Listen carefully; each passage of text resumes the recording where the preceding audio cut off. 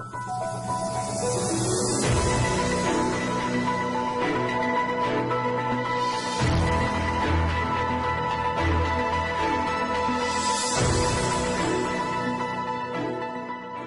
जिलों के मीणा पंच पटलों ने विवादों को निपटाने और पीड़ितों को न्याय दिलाने हेतु स्थायी अथाई पर नियमित महापंचायत आयोजित करने का निर्णय लिया। महापंचायत के समक्ष वक्ताओं ने निम्न सुझाव भी रखे। पर्यावरण की रक्षा हम आदिवासियों का दायित्व है, अतः कम से कम 5 पेड़ अवश्य लगाएं। किन्हीं मामलों में अधिक उलझाव हो तो ऐसे मसलों का निराकरण पीड़ित पक्ष के गांव में महापंचायत आयोजित करके किया जाए। महापंचायत का खर्चा संबंधित संपूर्ण गांव द्वारा वहन किया जाए। यदि कोई व्यक्ति मनमाने तरीके से किसी औरत का परित्याग करता है तो ऐसे व्यक्ति का मीणा समुदाय में पुनर्विवाह करने पर पाबंदी लगाई जाए।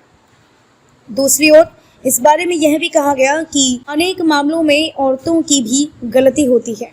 इस मामले पर कोई भी निर्णय लेने से पहले गहन गंभीर विचार विमर्श करके ही निर्णय लिया जाए। सभी जिलों और तहसीलों में महापंचायत की बैठकें आयोजित करके लिए गए निर्णयों के बारे में भी सभी का सहयोग प्राप्त किया जाए और जागरूकता लाई जाए। पंच पटेलों को अधिक जागरूक होने की जरूरत है।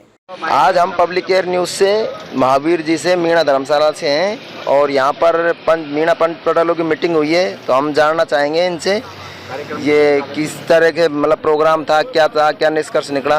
तो हाँ जी सर, आप बताएं। आज करौली जिले के श्री महावीर जी कस्बे में मीणा पंच पटेल महापंचायत का आयोजन किया गया, जिसमें लगभग 7 या 8 जिलों के पंच पटेल बड़ी संख्या में उपस्थित हुए, जो लाखों लोगों का प्रतिनिधित्व करते हैं। यह मूल मुद्दा ये था कि आदिवासी मीणा समाज की रीति रिवाजों और परंपराओं के मुताबिक जो फैसले होते हैं, रूढ़ियों के मुताबिक, उनको किस तरीके से नियमित किया जाए, एक स्थायी व्यवस्था की जाए ताकि दुखियों को और पीड़ितों को मुफ्त में न्याय मिल सके। अभी तक हो ये रहा है कि गांव-गांव में पंचायतें दुखियों को, पीड़ितों को बुलाकर करनी पड़ती हैं, उसमें बहुत सारा खर्चा होता है। तो यहाँ पर ये निर्णय हुआ है कि हर महीने की अंतिम संडे को यहाँ पर सभी पंच पटेलों की पंचायत होगी और यहाँ पर स्वतः सब अपने खर्चे पर आएंगे और पीड़ित लोग उससे पहले स्थानीय पटेल श्री महावीर जी के उनको बुला लो, श्री हीरालाल जी नंगड़ा के हैं, उनको आवेदन लिख के दे दिया जाएगा। उन सभी को लेंगे, पक्षकारों को बुलाया जाएगा और उनसे पूछा जाएगा और फिर निर्णय सुनाए जाएंगे और कोशिश ये की जाएगी कि दूध का दूध और पानी का पानी हो, ताकि परंपराओं के मुताबिक कायम किया जा सके और लोगों को न्याय मिल सके। आपका नाम सर? डॉक्टर पुरुषोत्तम मीणा। आज के कार्यक्रम का संचालन करने की जिम्मेदारी मेरे को दी गई थी और इस हैसियत से मैं आपको बात बता रहा हूँ। हाँ, तो सर आपको आपका नाम और आप मतलब कैसा लगा आपको आज की मीटिंग में? ये आज का मीटिंग बहुत सफल मीटिंग रही है। मैं मास्टर रामचरण पहाड़ी, समाज सेवक, कंटिन्यू निरंतर समाज की सेवा में, और अब हम इस कार्यक्रम को, इस मुहिम को बिल्कुल आगे बढ़ाएंगे और बढ़ाते हुए हमारे समाज के गरीबों को इसको मुफ्त लाभ देने की हमारी पूरी प्रयास रहेगा। हमारे पंच पटेल आज एकता के लिए हमने बुलाए हैं, उन्होंने सबने एक वचन दिया है कि हम एक बन करके पूरे समाज का हित करेंगे। धन्यवाद सर। आप बताएं कि मतलब क्या इस पर कदम उठाया जो आप लोगों ने उठाया, क्या ये लागू हो पाएगा, आपकी मेहनत साथ तक हो पाएगी या नहीं? इसमें जो हमारे समाज ने जो आज मीटिंग ली है, उसमें जितना भी हो सकेगा वो उस पर अमल किया जाएगा और धीरे धीरे जहाँ पर जो विवाद हैं समाज के, जो निर्णय लिए जाएंगे, वहाँ पर मौके पे जाएंगे वो तुरंत उसको न्याय मिल सके।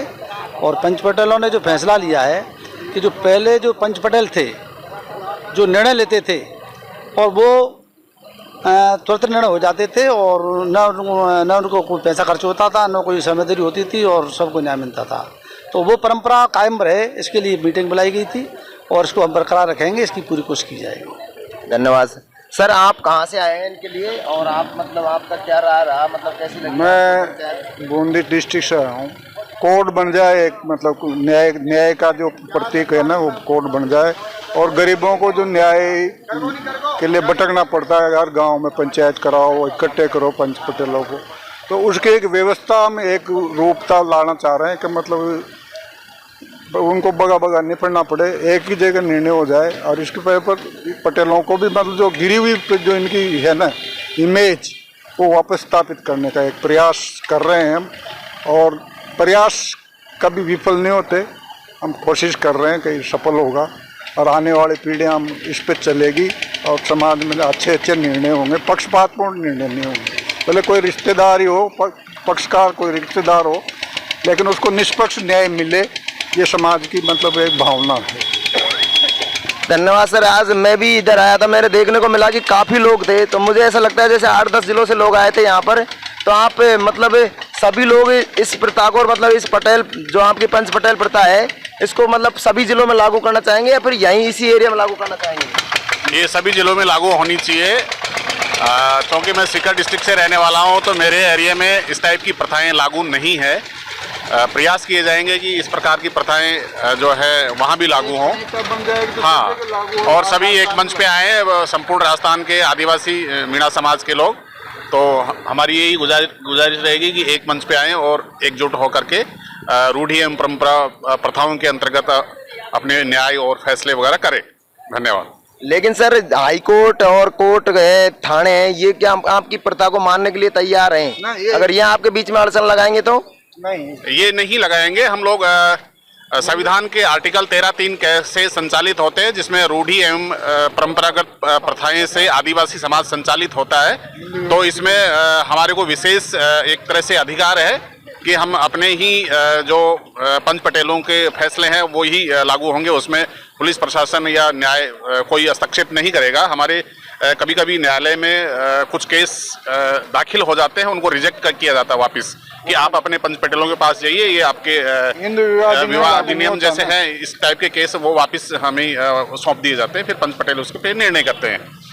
लेकिन सर अगर आपके फैसले के बाद भी अगर लोग कोर्ट का मतलब वो सहारा लेना चाहे, कोर्ट में जाना चाहे, तो उसके लिए मतलब जाना चाहे जा सकते नहीं जा सकते? जा सकते हैं, जाने में तो उसकी लास्ट स्टेज पंचायत का फैसला माने न माने वो उनके ऊपर है। मान्य होगा समाज उसको, मतलब कोर्ट भी उसको ये आदेश देगा कि आपकी जो प्रथा रूढ़ी जो चल रही है हिंदू विवाह अधिनियम में आदिवासियों पे लागू नहीं होता। धन्यवाद सर।